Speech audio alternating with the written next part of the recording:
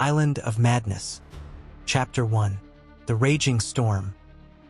David stood on the deck of his small yacht, enjoying the tranquility and beauty of the open sea. He had embarked on this journey to escape the hustle and bustle of city life and to find himself. But the weather had other plans that day. Dark clouds gathered on the horizon, and the wind began to pick up. Soon, the sky erupted with thunder, and enormous waves started to rise, tossing the yacht like a toy. David desperately tried to maintain control of the vessel, but the storm proved stronger. Chapter 2. The Abandoned Island. When David woke up, he found himself lying on the beach of an unknown island.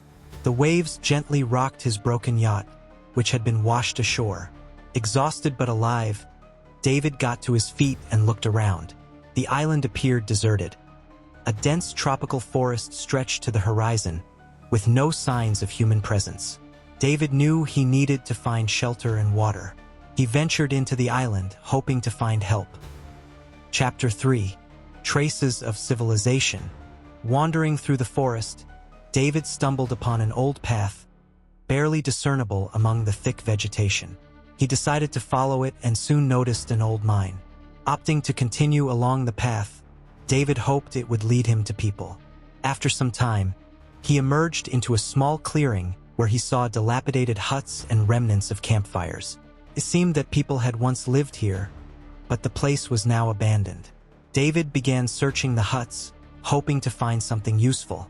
Finding nothing of value, he decided to spend the night there. Chapter 4. Night Sounds.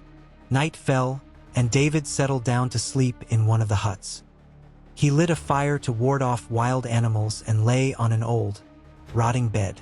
Suddenly, he heard strange noises. Footsteps, rustling, and faint, indistinguishable voices. His heart raced. He decided not to go outside and listened intently. The sounds grew closer, and soon he saw several figures pass by his hut, heading deeper into the island. These were people, but their behavior seemed strange and sinister. Chapter 5. Discovery of the Truth. The next day, David decided to follow the strange people. He moved cautiously along the paths, trying not to attract attention. Soon, he arrived at a large clearing where he saw a disturbing scene. The people he had seen the night before were cooking food over a fire, and human bones lay on the ground. David realized he had ended up on an island of cannibals.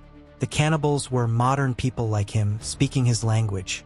David tried to sneak away, but he accidentally fell and disturbed a bush, drawing their attention. Chapter 6. Struggle for Survival. A chase ensued. David dashed through the forest, desperately trying to escape.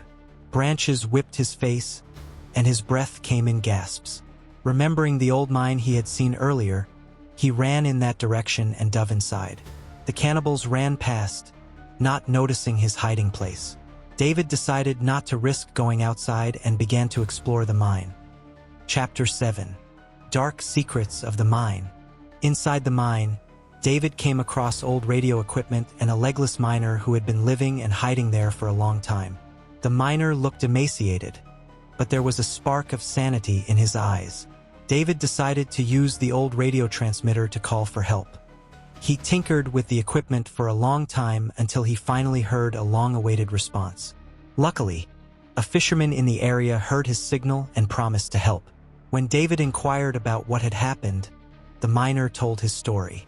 A private company had discovered an unknown mineral here with very interesting properties.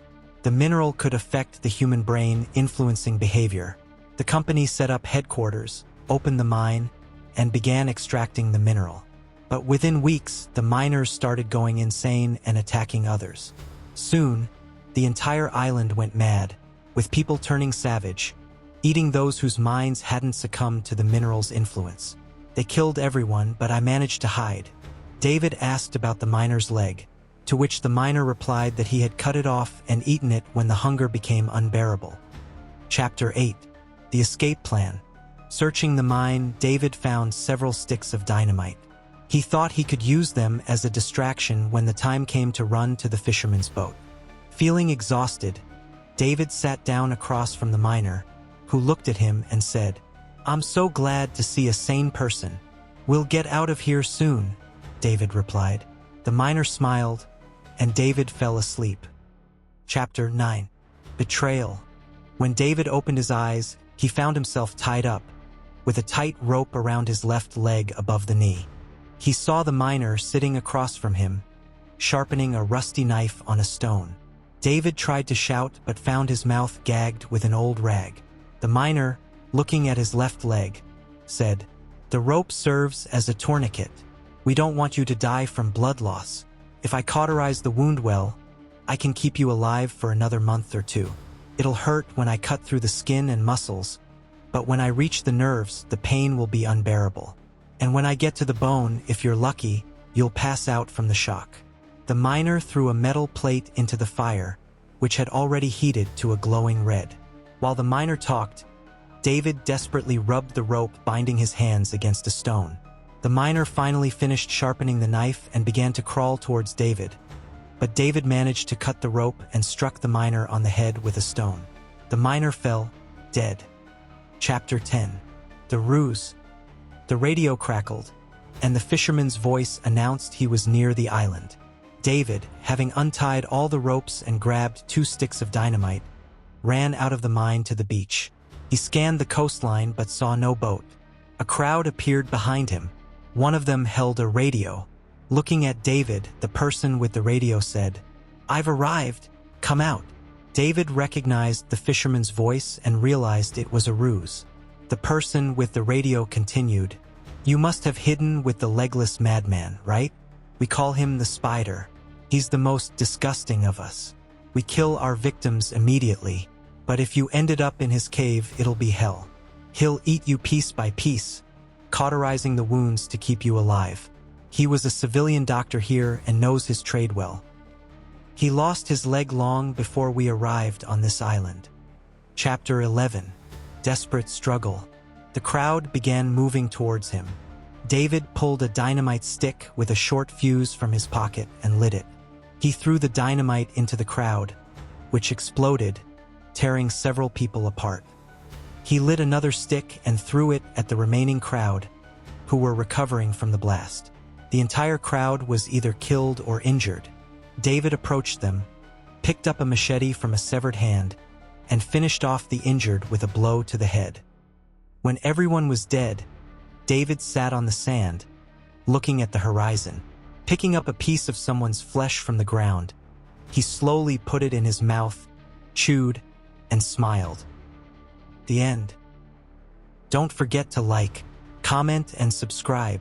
Hit the notification bell to stay updated on our latest audiobooks. Share your thoughts in the comments below, and let us know your favorite part of the story.